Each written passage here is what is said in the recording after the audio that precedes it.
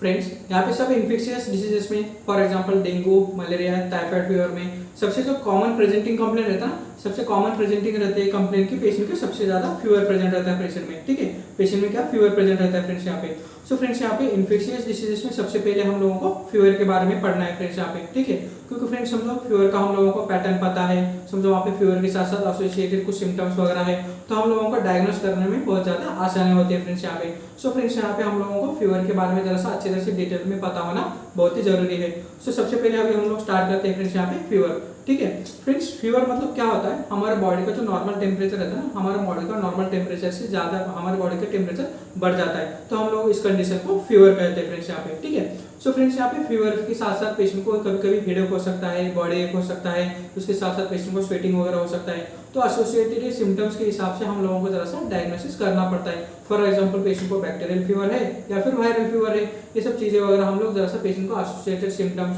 Fever का pattern क्या है, ये सब चीजें वगैरह अच्छी तरह से डिटेल में देखने के बाद हम लोग जरा से यहाँ पे कर सकते हैं फ्रेंड्स यहाँ पे। ठीक है, सो फ्रेंड्स यहाँ पे हमारा बॉडी का नॉर्मल टेम्परेचर क्या रहता है 98.6 डिग्री फ़ारेनहाइट। फॉर एग्जांपल मान लो वहाँ पे हमारा बॉडी टेम्परेचर कितना है 98.6 डिग्री फ़ारेनहाइट, या फिर वहाँ पे 37 डिग्री सेल्सियस भी कर सकते हैं फ्रेंड्स यहाँ पे। ठीक है, so a temporary increase in average body temperature, मतलब फीवर मतलब क्या है, फीवर की डेफिनेशन क्या है, a temporary increase in average body temperature, मतलब वहाँ पे 98.6 डिग्री फ़ारेनहाइट से ज्यादा हमारा टेम्परेचर कितना बढ़ जाता है, तो हम लोग इस कंडीशन को फीवर कहते हैं फ्रेंड्स यहाँ पे। ठीक है, सो फ्रेंड्स यहाँ पे फीवर तो हम लोग बॉडी टेम्परेचर मेजरमेंट करने के बाद पता चलता है, तो हमारा बॉडी टेम्परेचर कहाँ कहाँ पे मेजर करता है हम लोग जरा सा हम लोगों को पता रहना जरूरी रहता है। ठीक है, सो फ्रेंड्स हमारे बॉडी टेम्परेचर कभी भी हम लोग जब मैक्सिमम देखते हैं ना, एक्सिलरी टेम्परेचर लेते हैं या फिर वहाँ पे ओरल टेम्परेचर लेते हैं या रेक्टल टेम्परेचर वगैरह रेयर लेते हैं, लेकिन वहाँ पे रेक्टल टेम्परेचर भी लेने की हम लोगों को कभी कभी जरूरत हो सकती है, जैसे कि चाइल्ड में वगैरह कभी कभी ये सब चीजें वगैरह लिया जाता है फ्रेंड्स यहाँ पे। ठीक है, सो फ्रेंड्स यहाँ पे टेम्परेचर हमारा बॉडी का कैसे कैसे रिकॉर्ड करते हैं, फॉर एग्जांपल हम लोग रेक्टल टेम्परेचर चेक कर सकते हैं, टिम्पैनिक टेम्परेचर चेक करते हैं। फ्रेंड्स यहाँ पे टिम्पैनिक टेम्परेचर मतलब वहाँ पे कान में हमारा जो एयर की जो कैनल है ना, वहाँ पे हम लोग जो एक टेम्परेचर चेक करने की मशीन लगा के हम लोग वहाँ पे टेम्परेचर चेक कर सकते हैं फ्रेंड्स वहाँ पे। ठीक है, और वहाँ पे उसके साथ साथ हम लोग ओरल टेम्परेचर चेक कर सकते हैं, एक्सिलरी टेम्परेचर चेक कर सकते हैं। ठीक है, सो फ्रेंड्स यहाँ पे हमारा जो बॉडी टेम्परेचर रहता है ना, हमारा बॉडी टेम्परेचर सबसे ज्यादा कहाँ पे, रेक्टल टेम्परेचर, हमारे बॉडी टेम्परेचर कैसे हमारे रेक्टल में, रेक्टल रूट में सबसे ज्यादा टेम्परेचर वहाँ पे ज्यादा पाया जाता है, इसलिए हम लोग जब भी हम लोग टेम्परेचर वगैरह मेजरमेंट करते हैं, इसलिए सबसे ज्यादा जो रेक्टल टेम्परेचर सबसे ज्यादा 0.5 डिग्री फ़ारेनहाइट से हम लोगों को जरा सा ज्यादा मेजरमेंट हो सकता है फ्रेंड्स यहाँ पे। ठीक है, सो यहाँ पे रेक्टल टेम्परेचर कितना रहता है, ग्रेटर देन 100.4 डिग्री फ़ारेनहाइट से समझो रेक्टल टेम्परेचर ज्यादा रहता है फीवर कंडीशन में। ठीक है, सो फ्रेंड्स यहाँ पे rectal temperature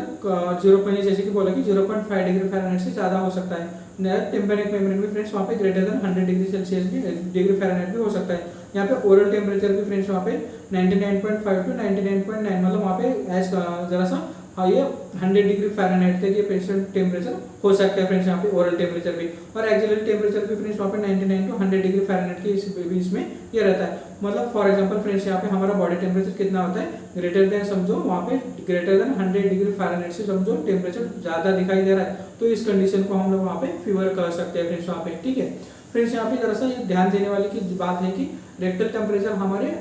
oral tympanic temperature से कितना 0.5 डिग्री फ़ारेनहाइट से ज्यादा है, और फ्रेंड्स यहाँ पे जो ओरल टेम्परेचर टिम्पैनिक टेम्परेचर है ना, ये ओरल टेम्परेचर से 0.5 डिग्री फ़ारेनहाइट से ज्यादा रहता है। इसके साथ साथ जो एक्सिलरी टेम्परेचर से ज्यादा ओरल टेम्परेचर रहता है, मतलब ओरल टेम्परेचर एक्सिलरी टेम्परेचर से 0.5 डिग्री फ़ारेनहाइट से ज्यादा रहता है फ्रेंड्स यहाँ पे। ठीक है, ये जरा सा हम लोगों को जरा सा देखना चाहिए। ये जरा सा फ्रेंड्स वहाँ पे जो CET मतलब जो एंट्रेंस एग्जाम वगैरह देते हैं, नेट के एग्जाम वगैरह, ये सब चीज़ों में जरा सा पूछा जाता है कि रेक्टल टेम्परेचर हमारे ओरल रूट से वगैरह कितना ज़्यादा है, तो फ्रेंड्स यहाँ पे जरा सा हम लोगों को ये चीज़ें भी जरा सा हम लोगों को पता रहना जरूरी है। सो फ्रेंड्स यहाँ पे हमारी बॉडी में सबसे ज़्यादा टेम्परेचर कहाँ पाया जाता है, रेक्टल रूट में, इसलिए रेक्टल टेम्परेचर सबसे ज़्यादा रहता है, बाद में टिम्पैनिक टेम्परेचर, बाद में ओरल टेम्परेचर, उसकी सबसे आखिरी में एक्सिलरी टेम्परेचर यहाँ पे पाया जाता है फ्रेंड्स यहाँ पे। ठीक है, ये हो गया फीवर के बारे में फ्रेंड्स यहाँ पे। ठीक है, फीवर के बारे में हो गया फ्रेंड्स यहाँ पे। ठीक है, अभी हम लोग इसके बारे में बाद में देख लेते हैं फ्रेंड्स यहाँ पे, उसके फीवर के कॉजेज देख लेते हैं फ्रेंड्स यहाँ पे। ठीक है, हम लोग यहाँ पे उसके बाद में फीवर के कॉजेज देख लेते हैं फ्रेंड्स यहाँ पे। फीवर के कॉजेज में क्या क्या आता है, फीवर के कॉजेज में फ्रेंड्स यहाँ पे हम लोगों को सबसे ज़्यादा रहता है ना, ये मलेरियल फीवर रहता है, उसके साथ साथ सेप्सिस वगैरह ये कॉजेज में है। मतलब वहाँ पे समझो बॉडी के हमारे कुछ किधर बॉडी पार्ट में समझो इन्फेक्शन वगैरह है, फॉर एग्जाम्पल कहीं पे पस अकोमोडेशन वगैरह है, सभी पेशेंट को टेम्परेचर वगैरह आ सकता है। उसके साथ साथ पेशेंट में समझो कुछ इन्फेक्टिव वहाँ पे समझो पैरासाइटिक इन्फेक्शन वगैरह है, या फिर बैक्टीरियल इन्फेक्शन है, या फिर प्रोटोजोल इन्फेक्शन वगैरह है, तो ऐसी कंडीशन में भी पेशेंट को फीवर वगैरह आना लाजमी रहता है फ्रेंड्स यहाँ पे, ठीक है। या फिर पेशेंट में एब्सिस है, या फिर ब्रुसलोसिस है, या फिर लिम्फोमा वगैरह है, ठीक है, या फिर वहाँ पर समझो लिम्फेटिक जो सिस्टम का ड्रेनेज वगैरह है, वहाँ पे समझो कैंसरस वगैरह है, तो ऐसी कंडीशन में भी पेशेंट को फीवर वगैरह आना हो सकता है फ्रेंड्स यहाँ पे, ठीक है। सो फ्रेंड्स यहाँ पे फीवर के कॉजेस भी हम लोगों को जरा सा डिटेल में पता रहना जरूरी है, वो एक एक करके हम लोग इवेल्युएट करके देखेंगे, लेकिन इन जनरल हम लोगों को जरा सा कॉजेस में प्रोटोजोल इन्फेक्शन है, बैक्टीरियल इन्फेक्शन है, वायरल इन्फेक्शन है, कुछ भी बॉडी को हमारे इन्फेक्शन वगैरह होता है तो बॉडी क्या करते हैं फ्रेंड्स वहाँ पे हमारे रिस्पॉन्स करके, मतलब वहाँ पे बैक्टीरिया को वगैरह किल करने के लिए हमारी बॉडी की डिफेंस मैकेनिज्म एक्टिवेट हो जाती है और वहाँ पे पेशेंट को फीवर वगैरह आ सकता है। तो ऐसी कंडीशन में पेशेंट को हम लोग वहाँ पे फ्रेंड्स वहाँ पे ये फीवर वगैरह आना हो सकता है फ्रेंड्स यहाँ पे, ठीक है। सो फ्रेंड्स यहाँ पे हम लोग जरा सा फीवर के साथ साथ कुछ एसोसिएटेड सिम्टम्स वगैरह है जरा सा एक एक करके देख लेते हैं फ्रेंड्स यहाँ पे, ठीक है। फ्रेंड्स यहाँ पे जैसे कि हमने देखा था स्टार्टिंग में कि फीवर का पैटर्न का हम लोगों को पता चलना जरूरी है, या फिर वहाँ पे फीवर के साथ साथ कुछ एसोसिएटेड सिम्टम्स वगैरह है क्या, ये सब चीज़ें भी हम लोगों को पता रहना जरूरी है। फॉर एग्जांपल समझो पेशेंट को फीवर आ रहा है तो उसके साथ साथ पेशेंट को समझो इवनिंग राइजिंग टेम्परेचर है, उसके साथ साथ पेशेंट में नाइट स्वेट्स वगैरह है, तो ऐसी कंडीशन में हम लोग वहाँ पे जरा सा ट्यूबरक्लोसिस वगैरह सस्पेक्टेड कर सकते हैं। तो इसके हिसाब से हम लोग डायग्नोस्टिक क्राइटेरिया वगैरह वहाँ पे इन्वेस्टिगेशन क्राइटेरिया वगैरह ये सब चीज़ें एक एक करके वहाँ पे देख सकते हैं फ्रेंड्स यहाँ पे, ठीक है। इसी तरह से एक एक करके पॉइंट अभी हम लोग यहाँ पे देख लेते हैं कि पेशेंट में फीवर वगैरह आता है तो वहाँ पे एसोसिएटेड सिम्टम्स वगैरह क्या होता है, वहाँ पे हम लोगों को इन्वेस्टिगेशन क्राइटेरिया वगैरह क्या क्या करना चाहिए, जैसे एक एक करके जरा सा वहाँ पे हम लोग देख लेते हैं, ठीक है। फ्रेंड्स समझो वहाँ पे फीवर के साथ साथ पेशेंट को समझो नाइट स्वेट्स वगैरह है, मतलब वहाँ पे समझो पेशेंट को शाम में या फिर रात में वगैरह स्वेटिंग वगैरह होती है, तो ऐसी कंडीशन में ये कैसा ट्यूबरक्लोसिस वगैरह हम लोग सस्पेक्ट कर सकते हैं, ठीक है। क्योंकि फ्रेंड्स वहाँ पे नाइट स्वेट्स एक कैरेक्टरिस्टिक ऑफ ट्यूबरक्लोसिस, ठीक है, ये कैसा है ट्यूबरक्लोसिस का कैरेक्टरिस्टिक फीचर है, but sweating from any cause is usually worse at night, ठीक है। यहाँ पे पेशेंट को फीवर आता है तो कभी कौन सी भी कंडीशन में पेशेंट को समझो स्वेटिंग वगैरह आ सकती है, लेकिन हर बार पेशेंट को समझो यूजुअली एट नाइट में स्वेटिंग वगैरह आती है, तो ऐसी कंडीशन में पेशेंट को समझो हम लोग ये कर सकते हैं कि ट्यूबरक्लोसिस की वगैरह सस्पेक्ट कर सकते हैं, तो हम लोगों को उसके हिसाब से जरा सा आगे चल के इवेल्युएट करना चाहिए ऐसे केसेस में फ्रेंड्स वहाँ पे, ठीक है। ये हो गया फ्रेंड्स वहाँ पे जरा सा एक एक सिम्टम्स के बारे में। अभी हम लोग जरा सा देख लेते हैं फ्रेंड्स वहाँ पे कि पेशेंट के पैटर्न वगैरह कैसा रहता है, ठीक है। पेशेंट को समझो फीवर के साथ साथ कैसा रिकरेंट फीवर रहता है, ठीक है। पेशेंट समझो वहाँ पे रिकरेंट फीवर वगैरह पेशेंट में आता है समझो, ठीक है।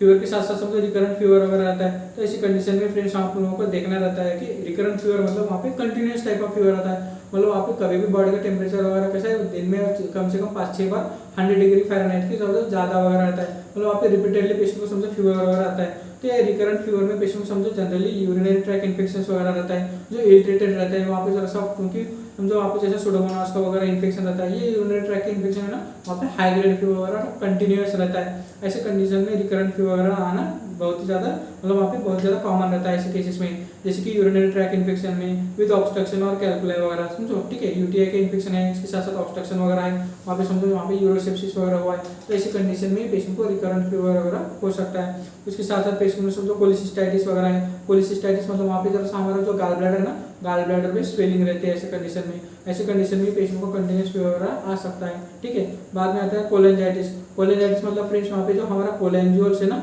ठीक है, हमारा कोलेंजियोल्स ये जो इन्फेक्शन वगैरह होता है, ये कोलेंजियोल्स क्या रहता है फ्रेंड्स, हमारा जो बाइल होता है ना, बाइल का जो फ्लो होता है उसको हम लोग कोलेंजियोल्स कहते हैं, ठीक है। ये बाइल हमारा जो जिसमें से लिवर में फ्लो करता है उसको हम लोग कोलेंजियोल्स कहते हैं। समझो वहाँ पे कोलेंजियोल्स में समझो वहाँ पे इन्फेक्शन वगैरह होता है, तो इस कंडीशन को हम लोग कोलेंजाइटिस कर सकते हैं फ्रेंड्स वहाँ पे, ठीक है। ये हो गया रिकरेंट फीवर के बारे में फ्रेंड्स, ठीक है। फ्रेंड्स यहाँ पे फीवर के साथ साथ कुछ सिम्टम्स वगैरह दिखते हैं तो हम लोग उसके हिसाब से जरा सा डायग्नोस्टिक क्राइटेरिया हम लोगों को करना चाहिए फ्रेंड्स वहाँ पे, ठीक है। फॉर एग्जाम्पल समझो पेशेंट को फीवर है, उसके साथ साथ समझो हेडेक वगैरह है, पेशेंट को समझो बहुत ज़्यादा सिर में दर्द वगैरह हो रहा है, इसके साथ साथ पेशेंट को समझो फोटोफोबिया वगैरह है, तो ऐसी कंडीशन को हम लोग मेनिंजाइटिस वगैरह सस्पेक्ट कर सकते हैं, तो ठीक है। ऐसे कंडीशन में मेनिंजाइटिस वगैरह लगता है तो हम लोगों को जरा नेक स्टिफनेस है क्या, वहाँ पे इन्वेस्टिगेशन क्राइटेरिया वगैरह क्या करना है, ये सब कल्चर वगैरह ये सब चीज़ें हम लोग इन्वेस्टिगेशन क्राइटेरिया करके डायग्नोसिस कर सकते हैं। तो फ्रेंड्स यहाँ पे फीवर के साथ साथ समझो एसोसिएटेड हेडेक वगैरह है क्या, ये जरा सा हम लोगों को देखना जरूरी है यहाँ पे, ठीक है। सो फ्रेंड्स यहाँ पे fever due to any cause can produce headache, ठीक है। जब भी पेशेंट को फीवर वगैरह आता है तो कभी कभी कौन सी भी कंडीशन में पेशेंट को हेडेक वगैरह हो सकता है, लेकिन समझो हेडेक के साथ साथ पेशेंट को समझो फोटोफोबिया है, ठीक है। If severe and with photophobia suspect for meningitis, patient को समझो फीवर है उसके साथ साथ पेशेंट को समझो फोटोफोबिया वगैरह है, तो ऐसे केसेस में हम लोग ये मेनिंजाइटिस वगैरह सस्पेक्ट कर सकते हैं फ्रेंड्स वहाँ पे, ठीक है। इसके साथ साथ फीवर में कभी कभी डेलीरियम भी रहता है फ्रेंड्स वहाँ पे, ठीक है। ये डेलीरियम हमें commonly elderly and young ones में वगैरह हो सकता है, पेशेंट के साथ डेलीरियम में वगैरह जैसा हो सकता है। ऐसे कंडीशन में जैसा एंसेफेलोपैथी वगैरह हम लोगों को रूल आउट करना बहुत ही ज़्यादा जरूरी रहता है ऐसे केसेस में फ्रेंड्स वहाँ पे, ठीक है। इसलिए हम लोगों को पेशेंट को समझो डेलीरियम वगैरह है क्या जरा सा देखने के लिए हम लोग जरा सा पेशेंट के साथ साथ हेडेक के साथ साथ कुछ सिम्टम्स वगैरह है क्या, ये सब चीज़ें भी जरा सा देखना जरूरी रहता है, ठीक है। अभी हम लोग देख लेते हैं फ्रेंड्स वहाँ पे मसल पेन वगैरह कौन से कंडीशन में पेशेंट में रहता है, ठीक है। फ्रेंड्स यहाँ पे समझो मसल पेन वगैरह पेशेंट में है, तो मसल पेन वगैरह रहता है तो ऐसे कंडीशन में पेशेंट को समझो जरा सा वायरल फीवर वगैरह है क्या, ये सब चीज़ें वगैरह जरा सा देखना जरूरी रहता है ऐसे केसेस में, क्योंकि फ्रेंड्स वहाँ पे वायरल फीवर का प्रेजेंटेशन कैसा रहता है, पेशेंट को फीवर वगैरह आता है, ठीक है। पेशेंट को फीवर वगैरह आता है, फीवर के साथ साथ पेशेंट को मायल्जिया रहता है, ठीक है, सीवियर मायल्जिया रहता है, उसके साथ साथ पेशेंट को जॉइंट पेन वगैरह रहता है, तो ऐसी कंडीशन को हम लोग वायरल फीवर वगैरह जरा सा डायग्नोसिस करके उसके हिसाब से ट्रीटमेंट वगैरह देते हैं फ्रेंड्स वहाँ पे, ठीक है। सो फ्रेंड्स यहाँ पे समझो पेशेंट को मसल पेन वगैरह है फीवर के साथ साथ, ये myalgia classical of viral fever, ठीक है। Myalgia is a classical picture of viral fever and influenza, malaria, leptospirosis, brucellosis, ऐसे कंडीशन में ये पेशेंट को मसल पेन वगैरह भी फीवर के साथ रहता है फ्रेंड्स वहाँ पे, ठीक है। सो ऐसी कंडीशन समझो आती है, तो ऐसे कंडीशन में हम लोग viral fever, influenza, malaria, leptospirosis, brucellosis वगैरह ये डायग्नोसिस हम लोग यहाँ पे कर सकते हैं फ्रेंड्स वहाँ पे, ठीक है। फ्रेंड्स यहाँ पे जरा सा हम लोग जरा सा फीवर के पेशेंट को इवेल्युएट कैसे करना है जरा सा हम लोग वहाँ पे अभी हम लोग देख लेते हैं, ठीक है। फ्रेंड्स यहाँ पे समझो इवेल्युएट कैसे फीवर के पेशेंट को समझो इवेल्युएट करना है, तो ऐसे पेशेंट में समझो फीवर के साथ साथ वहाँ पे ब्लड काउंट वगैरह कितना,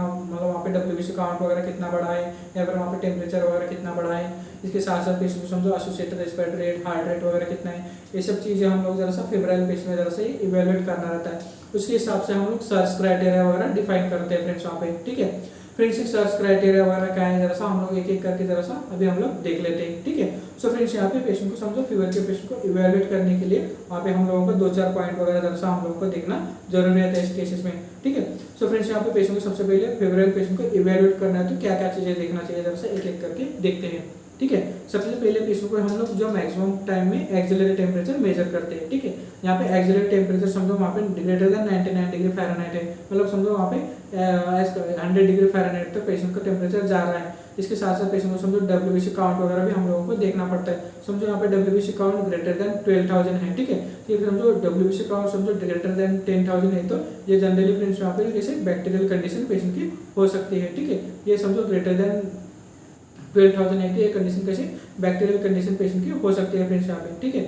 सो ऐसे कंडीशन में फ्रेंड्स समझो वहाँ पे ग्रेटर देन 12,000 वगैरह काउंट जा रहा है, तो ऐसी कंडीशन में हम लोग को जैसे बोला कि फ्रेंड्स वहाँ पे बैक्टीरियल कंडीशन वगैरह ये पेशेंट की हो सकती है। इनके समझो वहाँ पे काउंट समझो 4,000 के कम है, फीवर के साथ साथ पेशेंट समझो WBC काउंट कितना है 4,000 से कम है, तो ऐसी कंडीशन को हम लोग ये फ्रेंड्स वहाँ पे वायरल फीवर का भी कर सकते हैं फ्रेंड्स वहाँ पे। जनरली वायरल फीवर में ऐसे जो टिपिकल वायरल फीवर रहता है ना, ऐसे वायरल फीवर में वगैरह ये WBC काउंट वगैरह बहुत ज़्यादा पेशेंट को कम हो सकते हैं, ऐसे कंडीशन को हम लोग वही वायरल फीवर कर सकते हैं, ठीक है। सो फ्रेंड्स यहाँ पे वायरल फीवर और हम लोगों ने कैसे WBC काउंट के हिसाब से वगैरह ये डायग्नोस हो, मतलब वहाँ पे एम्पिरिकल ट्रीटमेंट वगैरह उसके हिसाब से हम लोग दे सकते हैं, ठीक है। फ्रेंड्स उसके हिसाब से हम लोग हार्ट रेट वगैरह पेशेंट का कभी भी फीवर आता है तो पेशेंट का हार्ट रेट है ना greater than 90 beats per minute से ज़्यादा वगैरह रहता है ऐसे केसेस में, ठीक है। इसका भी एक फिनोमिनन है, मतलब वहाँ पे 1 डिग्री टेम्परेचर समझो वहाँ पे बढ़ता है तो पेशेंट को समझो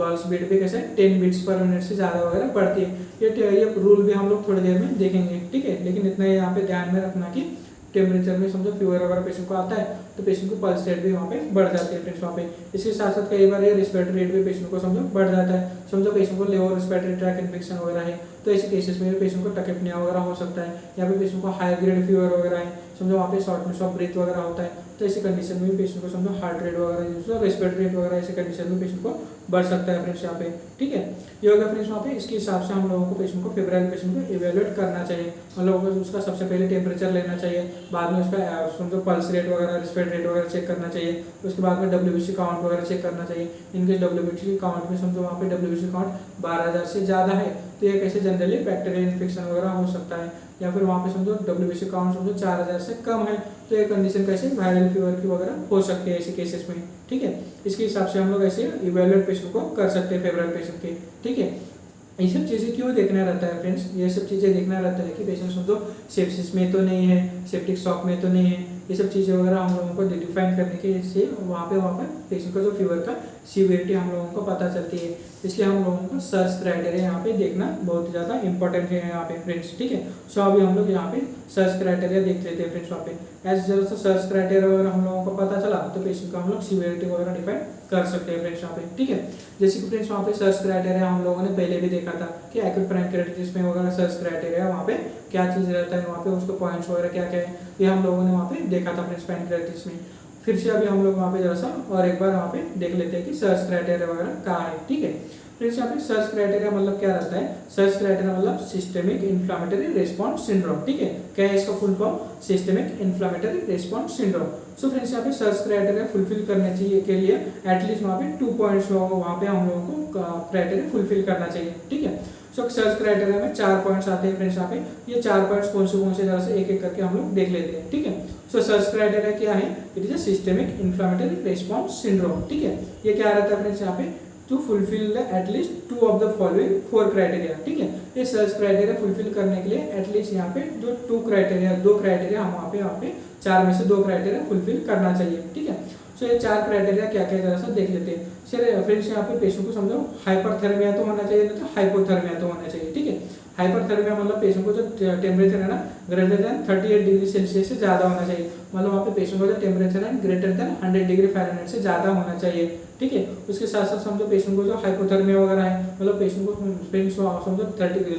डिग्री सेल्सियस वगैरह टेम्परेचर जा रहा है, मतलब वहाँ पे पेशेंट को बॉडी का टेम्परेचर वगैरह कम हो रहा है, तो ऐसी कंडीशन में भी हम लोग वहाँ पे जरा सा ये फीवर क्राइटेरिया वगैरह में बैठ जाता है फ्रेंड्स वहाँ पे, ठीक है। सेल्स क्राइटेरिया में बैठ जाता है। सो फ्रेंड्स यहाँ पे पहला क्राइटेरिया हो गया। बाद में पेशेंट को समझो टकीकार्डिया वगैरह है, टकीकार्डिया कितना है friends, greater than 100 beats per minute वगैरह है, तो ऐसी कंडीशन में हम लोग यहाँ पे टकीकार्डिया वगैरह कहते हैं फ्रेंड्स। यहाँ पे फीवर के साथ साथ समझो टकीकार्डिया वगैरह है greater than 100 beats per minute. उसके साथ साथ पेशेंट समझो टकिपनिया भी है, टकिपनिया मतलब वहाँ पे जब हमारा रेस्पिरेटरी रेट है ना, हमारा रेस्पिरेटरी रेट समझो नॉर्मल रेट से ज़्यादा हो जाता है, मतलब वहाँ पे 16 बीट्स पर मिनट से ज़्यादा समझो रेस्पिरेटरी रेट जाता है, तो ऐसी कंडीशन में समझो greater than 22 beats per minute से ज़्यादा समझो वहाँ पे होता है, तो इस कंडीशन को हम लोग टकिपनिया वगैरह कहते हैं फ्रेंड्स। वहाँ पे पेशेंट को शॉर्टनेस ऑफ ब्रीथ वगैरह रहती है, तो ऐसी कंडीशन में पेशेंट जोर जोर से भागने लगता है, तो ऐसी कंडीशन में भी पेशेंट को हम लोग टकिपनिया वगैरह कहते हैं, ठीक है। और बाद में चौथा क्राइटेरिया क्या है यहाँ पे फ्रेंड्स, यहाँ पे पेशेंट को जो ब्लड काउंट वगैरह करते हैं, कंप्लीट ब्लड काउंट में हमें पेशेंट को ल्यूकोसाइटोसिस वगैरह दिखता है फ्रेंड्स वहाँ पे, ठीक है। ल्यूकोसाइटोसिस में समझो वहाँ पे WBC काउंट ग्रेटर देन 12000 से ज़्यादा है, ठीक है। WBC काउंट समझो ग्रेटर देन 12000 से ज़्यादा है, या फिर वहाँ पे बहुत ज़्यादा WBC कम है, मतलब वहाँ पे ग्रेटर देन लेस देन 4000 से कम है, जैसे कि हम लोगों ने वायरल फीवर में देखा, ठीक है। ये ल्यूकोपेनिया वगैरह पेशेंट में रहता है वायरल फीवर में, समझो 4000 से कम रहता है, तो ऐसी कंडीशन में भी, या फिर वहाँ पे ल्यूकोसाइटोसिस में समझो ग्रेटर देन 12000 से समझो वहाँ पे ग्रेटर देन है WBC काउंट वगैरह, तो ऐसी कंडीशन को हम लोग ल्यूकोसाइटोसिस कहते हैं फ्रेंड्स वहाँ पे, ठीक है। सो फ्रेंड्स यहाँ पे सर्च क्राइटेरिया फुलफिल करने के लिए एटलीस्ट 4 पॉइंट वगैरह हम लोगों को एटलीस्ट 4 पॉइंट वहाँ पे सर्च क्राइटेरिया में दिया है, तो सर्च क्राइटेरिया फुलफिल करने के लिए हम लोगों को एटलीस्ट कैसे 2 क्राइटेरिया फुलफिल करना चाहिए ऐसे फीवर के पेशेंट में। सो फ्रेंड्स यहाँ पे समझो पेशेंट को फीवर है या फिर टकीकार्डिया वगैरह है, उसके साथ साथ टकिपनिया है या फिर ल्यूकोसाइटोसिस वगैरह है, ये सब चीज़ें वगैरह देखने के बाद हम लोग सर्च क्राइटेरिया फुलफिल कर सकते हैं। फॉर एग्जांपल समझो पेशेंट को फीवर है, फीवर के साथ साथ समझो फीवर ग्रेटर देन मतलब हाई ग्रेड फीवर है, मतलब वहाँ पे समझो ग्रेटर देन 30 डिग्री सेल्सियस से ज़्यादा टेम्परेचर वगैरह है पेशेंट में। उसके साथ साथ समझो WBC काउंट में भी बहुत ज़्यादा मतलब वहाँ पे WBC काउंट भी रेज है पेशेंट के, ये सब चीज़ें वगैरह समझो वहाँ पे 2 क्राइटेरिया वगैरह फुल करता है, तो पेशेंट कैसे सर्च क्राइटेरिया में रहता है फ्रेंड्स वहाँ पे, ठीक है। इसलिए यहाँ पे समझो 4 क्राइटेरिया में से 2 भी क्राइटेरिया फुलफिल करता है, तो ऐसी कंडीशन में पेशेंट कैसे सर्च क्राइटेरिया में रहता है ऐसे फ्रेंड्स केसेस में, ठीक है। सो फ्रेंड्स यहाँ पे सर्च क्राइटेरिया हम लोगों को पता रहना जरूरी है यहाँ पे, ठीक है। फ्रेंड्स यहाँ पे समझो सर्च क्राइटेरिया है, इसके साथ साथ समझो वहाँ पे समझो पेशेंट सेप्सिस में कब है, ये जरा सा हम लोगों को पता रहना बहुत जरूरी रहता है, क्योंकि फ्रेंड्स कभी भी कई बार देखते हैं कि हम लोग कई बार पेशेंट देखते हैं कि ICU के पेशेंट वगैरह कैसा सेप्सिस में रहते हैं, ठीक है। वहाँ पे क्या होता है फ्रेंड्स, पेशेंट ऑलरेडी सर्च में भी रहता है, ठीक है, सर्च क्राइटेरिया तो फुलफिल करता है, इसके साथ साथ पेशेंट को समझो ब्लड इन्फेक्शन वगैरह है, ठीक है, या फिर वहाँ पे समझो वहाँ पे एलआरटीआ है, या फिर समझो वहाँ पे एलआरटीआ है, या फिर वहाँ पे कुछ एक्यूट गैस्ट्रोएंटेराइटिस समझो स्मॉल इंटेस्टाइन में समझो इन्फेक्शन वगैरह है, या फिर समझो कई बार वहाँ पे एब्सिस वगैरह है। तो ऐसी कंडीशन में क्या होता है फ्रेंड्स, वहाँ पे पेशेंट सर्च क्राइटेरिया के साथ साथ पेशेंट में समझो कुछ इन्फेक्शन भी है, तो ऐसी कंडीशन में हम लोग वहाँ पे केसेस सेप्सिस कर सकते हैं ऐसे केसेस में, ठीक है। सो फ्रेंड्स यहाँ पे सेप्सिस टर्म कब दी जाती है, पेशेंट समझो सर्च क्राइटेरिया फुलफिल करता है, उसके साथ साथ समझो पेशेंट में इन्फेक्शन भी है, तो इस कंडीशन को हम लोग क्या बोलते हैं, वहाँ पे पेशेंट कैसे इन सेप्सिस कंडीशन में पेशेंट है ऐसे काम लोग कर सकते हैं फ्रेंड्स वहाँ पे, ठीक है। फ्रेंड्स हम लोगों ने कई बार देखा है कि फिजिशियन लोग वगैरह कहते हैं कि पेशेंट हम तुम्हारा सेप्सिस में वगैरह है, तो ठीक है फ्रेंड्स, यहाँ पे सेप्सिस मतलब क्या है, जरा सा हम लोग आज हम लोगों को पता चला, ठीक है, मतलब सेप्सिस मतलब क्या रहता है एक्चुअली, ठीक है। सेप्सिस मतलब क्या रहता है फ्रेंड्स, वहाँ पे पेशेंट सर्च क्राइटेरिया फुलफिल करता है, इसके साथ साथ समझो पेशेंट में इन्फेक्शन वगैरह रहता है, तो ऐसे पेशेंट को समझो हम लोग बोल सकते हैं कि पेशेंट इन सेप्सिस कंडीशन, ठीक है। अभी हम लोग जरा सा आगे जाते हैं, पेशेंट सीवियर सेप्सिस में कब रहता है, ठीक है, और ज़्यादा हम लोग फ्रेंड्स वहाँ पे जरा सा